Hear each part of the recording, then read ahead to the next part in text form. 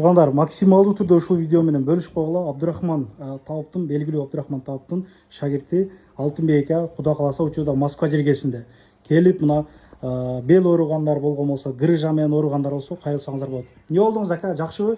Жакшы, сонун болду барды. Дагы бир эки күн кел деди сиз бирок, а? Ооба, келди да. Өзгөрүш болдубу эми кичине? Өзгөрүш кадимкидей болду, ооба. Эч нерсе колдонбой массаж менен эле жана кылат экенсиз ака, а? Жыгачып качыңыз жок экен. Жок, биз ошо народный лечение ушул кол менен. Кандай оорулар менен ооругандар кайрылса болот?